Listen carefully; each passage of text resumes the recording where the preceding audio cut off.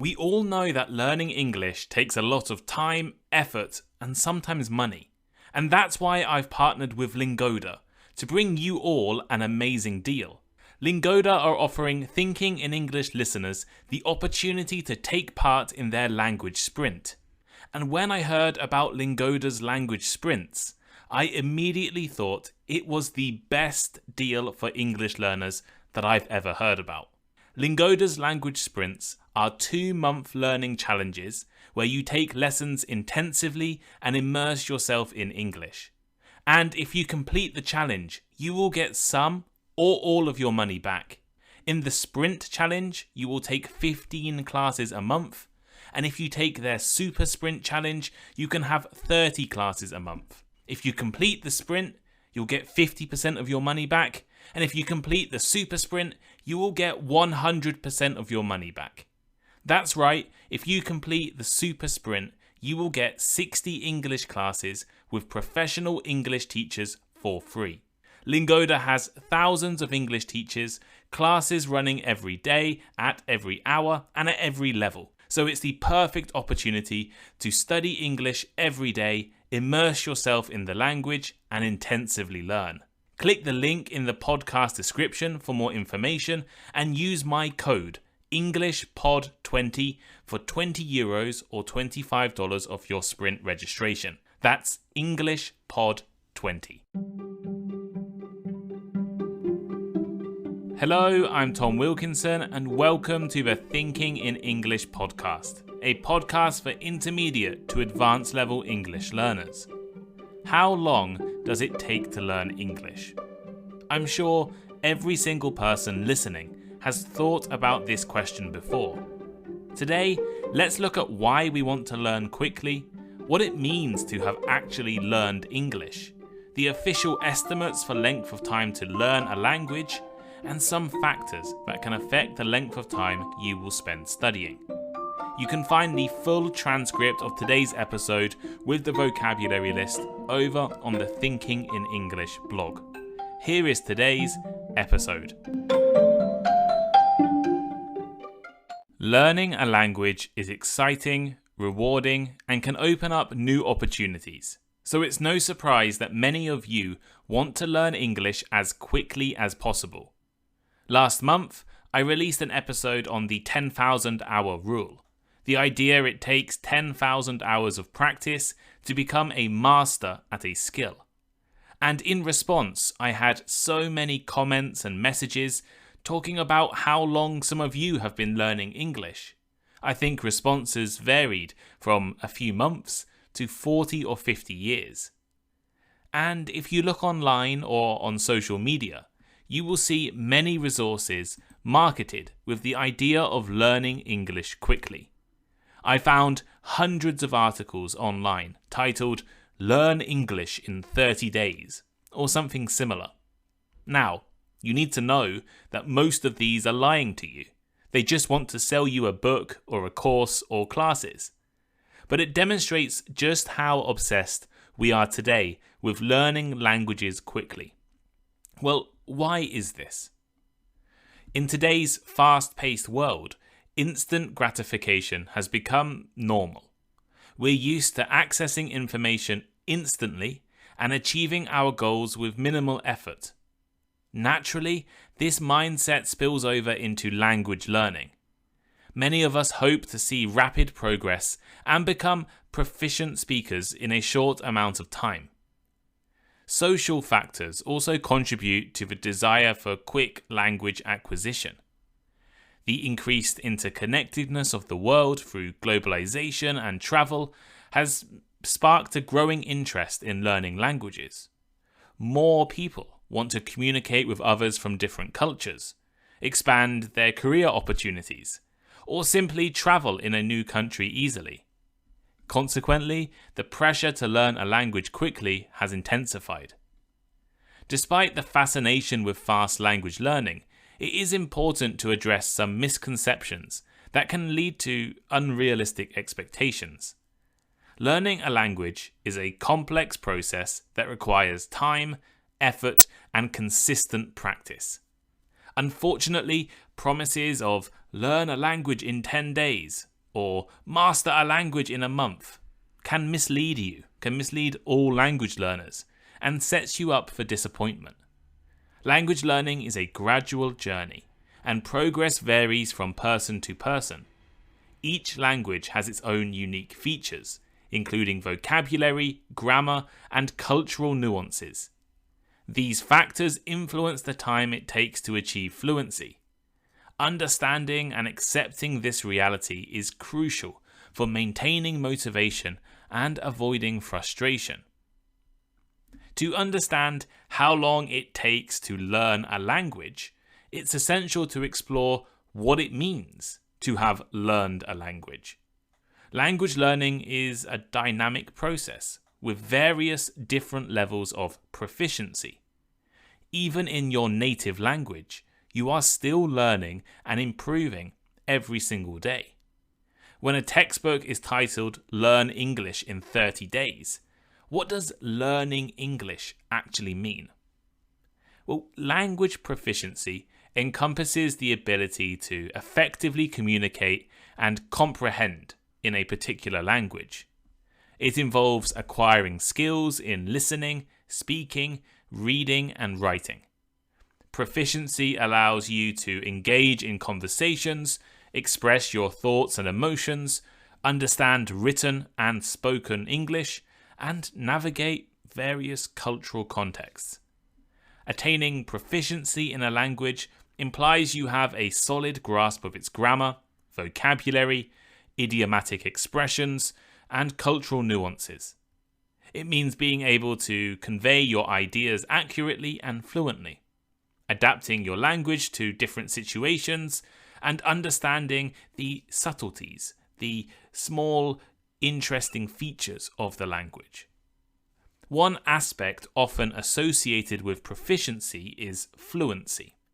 Fluency refers to the ability to communicate effortlessly and smoothly in a language. It involves speaking easily, with ease, using appropriate intonation and rhythm, and expressing yourself without constant pauses or hesitations.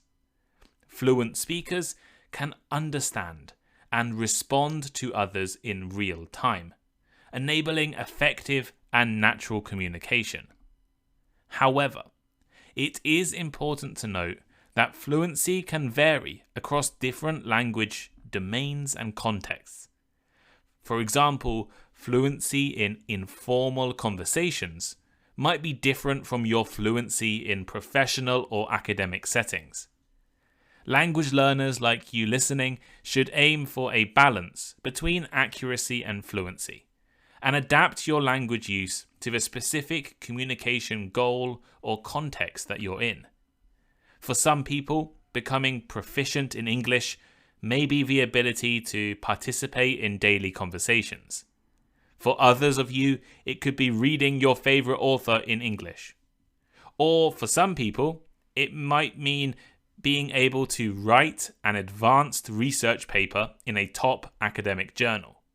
There is no one definition of proficiency. It depends on you and your goals. Language mastery represents the highest level of language proficiency, characterized by near-native or native-like command of the language. Achieving language mastery not only involves linguistic accuracy, but also cultural factors.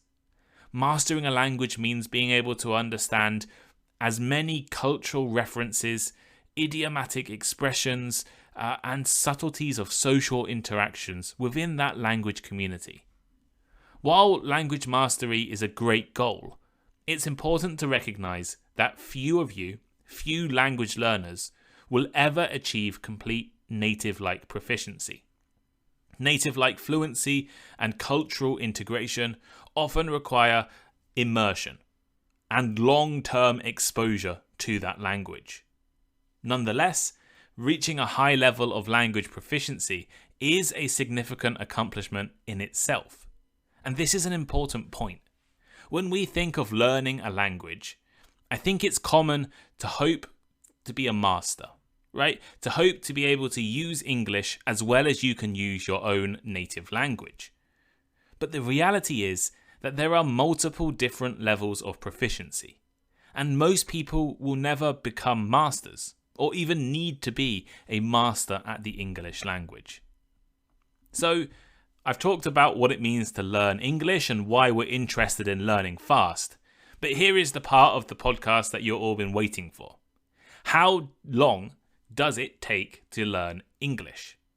Well, I'm not going to lie to you and say my own opinion here because my own opinion doesn't matter. I'm going to give you two frameworks, one from the USA and one from the European Council of Europe, which give you a guide on how long you should be studying to become a proficient English speaker.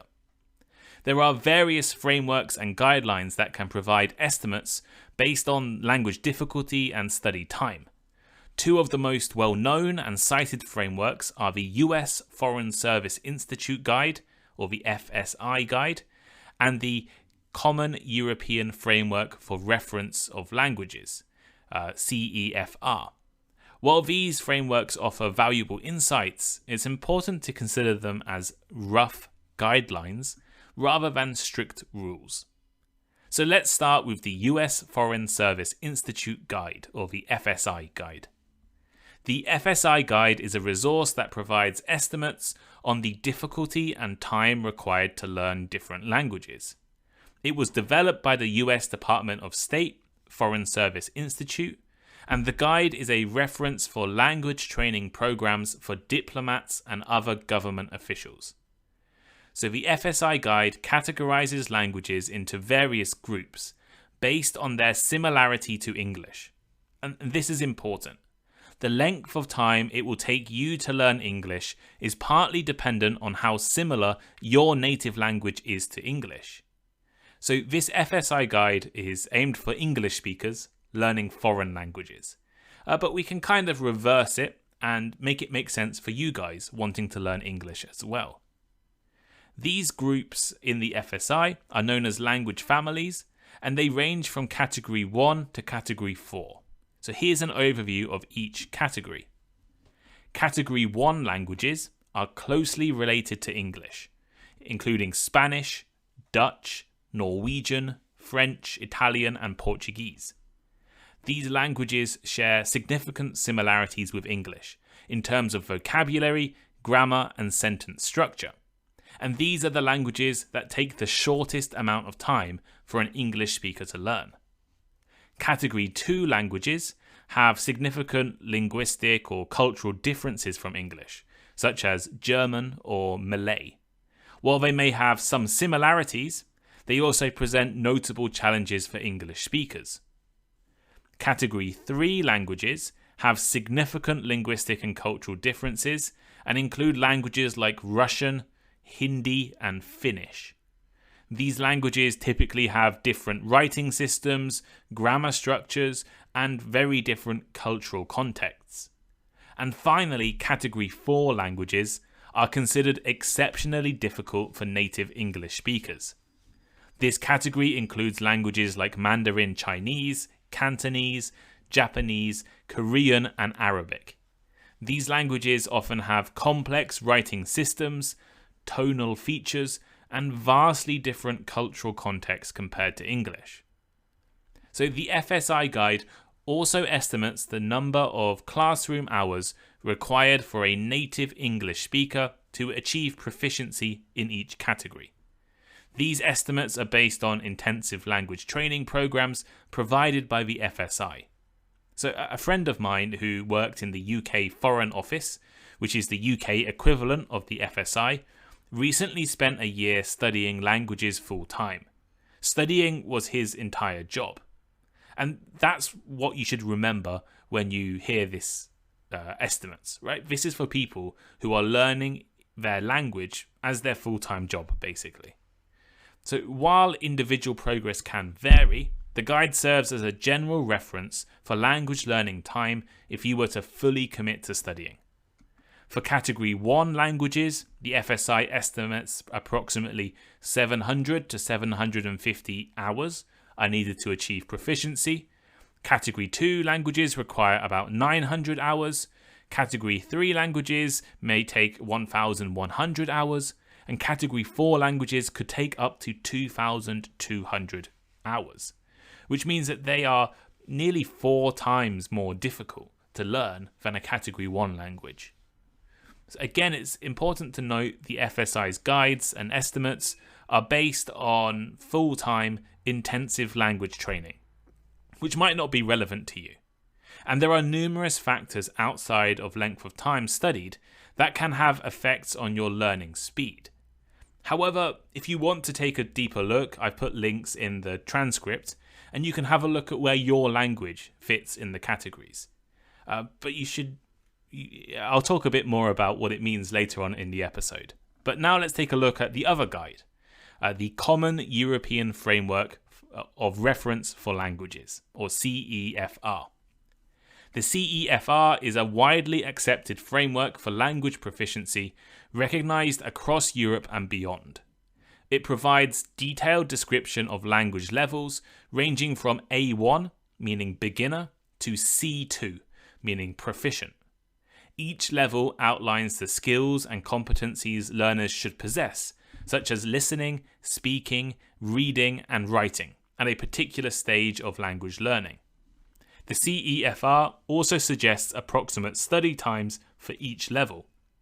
For example, reaching an A2 level might require around 180 to 200 hours of study, while achieving a C1 level could take 600 or 800 hours or more.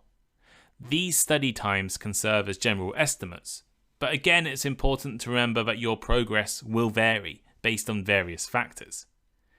Both the CEFR and FSI guides are based on hours studied, but it is up to you to decide how many hours you want to study in a day. I mentioned the friend of mine who was a diplomat in the UK. His full-time job was learning a language, so he could study for around 7 hours a day with some of the best teachers in the UK. But for many people, most of you listening, you may only spend 1 or 2 hours a week studying.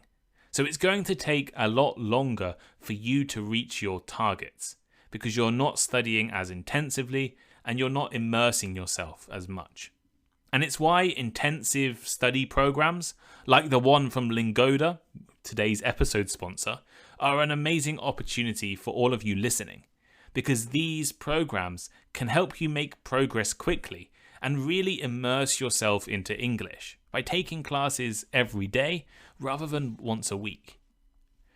The 2 guides I mentioned are just estimates based on intensive studying.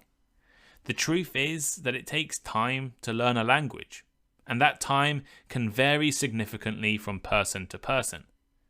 I'll now take a look at several key factors that influence the length of time required to learn a language. Understanding these factors can help you navigate your language learning journey more effectively and set realistic expectations for your progress. Your native language. Your native language directly influences your ability to learn English. If you are a speaker of a Latin language, like French or Spanish, it should take you less time to learn English than if your native language is Chinese or Korean. This is because the grammar, vocabulary, writing system and alphabet, and cultural contexts are much closer. You have less to learn, and you can understand more from your instinct. This doesn't mean that it will be easy or difficult for you to learn, right? Everyone is different after all.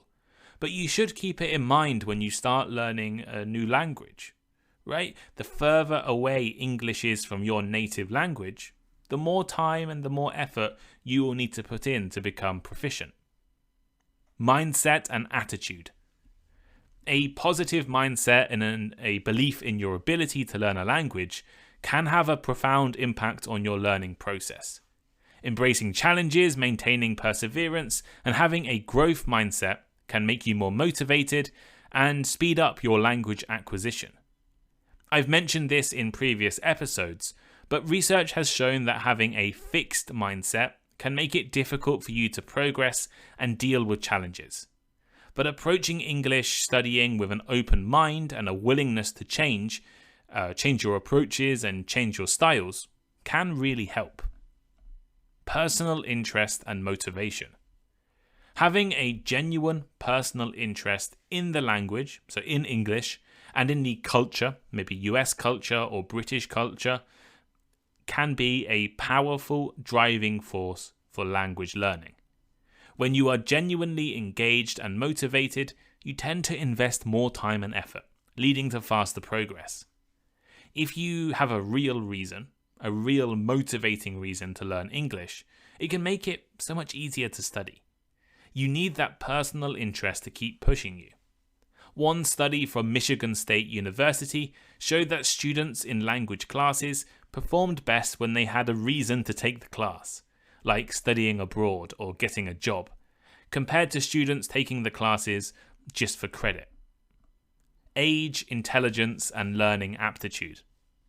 While language learning is possible at any age, younger learners often have an advantage due to your brain's greater plasticity and adaptability.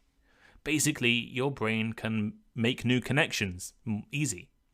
However, adults can still achieve high levels of proficiency with consistent effort. So don't put it off, right? And intelligence and learning aptitude can also play a role, but they are not the sole determinants of language learning success. Right? Anyone can learn a language, but some factors, age and intelligence and your ability to learn, can speed up the process and can slow it down. But it doesn't mean stop if you're over the age of 30, right? It doesn't mean stop. It means just keep studying, right? It might take you longer than it would take a 12-year-old, but that's because a 12-year-old's brain is much more flexible. Learning approach and style. The learning approach and style that you adopt can significantly impact your language learning time. Some people thrive in immersive language learning, while others prefer structured classroom study or self-study. Experimenting with different approaches and finding a learning style that suits your preferences and your needs can optimize your language learning efficiency. Learning resources and opportunities. Access to quality learning resources such as textbooks, online courses, language exchange programs, and native speakers can accelerate language learning. Using lots of different resources and seeking out opportunities for language practice can enhance proficiency in a shorter time frame. And this is what I try to offer with Thinking in English. Right? We have our Patreon, our conversation clubs, which happen every week, to give you guys opportunity to practice. But sometimes if you're not able to afford, to go to the best language school with the best language teachers, it might be harder for you to learn than someone who can afford. So it's unfair, but it's the nature of the world, right? The people with the best opportunities will be the ones who can study quicker, I guess. Consistency and practice. Consistent and regular practice is the key to language learning success, right? Studying every day, even in short time periods, is more effective than studying for 5 hours 4 times a month, right? Create that study routine and incorporate language learning into your daily life.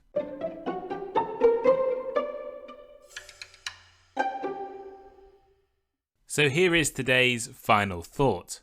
The fascination with fast language learning is fueled by our desire for instant gratification and the pressures of our globalized world. However, it's crucial to address the misconceptions and unrealistic expectations that surround this obsession with learning quickly. Learning a language is a gradual journey that requires time, effort, and consistent practice. It's important to set realistic goals, embrace the different levels of proficiency, and understand that language mastery is a continuous process. So stay motivated, enjoy that journey, and remember that every step you take brings you closer to becoming a proficient English speaker, even if it doesn't feel like it right now. Keep practicing and you'll see progress in due time. But what do you think? How long do you think it will take you to learn English or to reach your desired level of proficiency? please let us know, right? Leave a comment on Spotify, leave a comment on the Thinking in English transcript, or reach out to me on Instagram. If I remember, I'll put a poll on Instagram and you can all vote in that poll as well. My Instagram is Thinking in English Podcast. Also, you can follow YouTube, Thinking in English Podcast. And of course, you should leave a rating for the podcast. I've not been reminding you guys to do that, but on Spotify, you can leave a rating, and I hope you can all give me a 5-star rating for the show. It really, really helps to get people discovering. Thinking in English is one of the highest rated English learning podcasts on Spotify, but I want to be the highest. I don't know who's number one at the moment, but I want it to be me. I want it to be Thinking in English, because you guys are the best. So go leave me a rating over there. And once again, thank you to Lingoda for sponsoring this episode. Lingoda approached me, and when they offered the language sprint promotion, that's the perfect thing to talk about in this episode, because it really is a great opportunity for you guys to take English classes every day and really immerse yourself in the language and speed up your language learning process. So there's the link in the description of the podcast, or you can message me and I'll send you it as well, and my code as well. There's a few different codes you can use, but I think the one for this time is EnglishPod20. So if you use that on Lingoda's website, you'll be able to join their sprint, get a discount, and then get all your money back at the end as well. So thank you for listening today, and I'll speak to you all next time. Goodbye.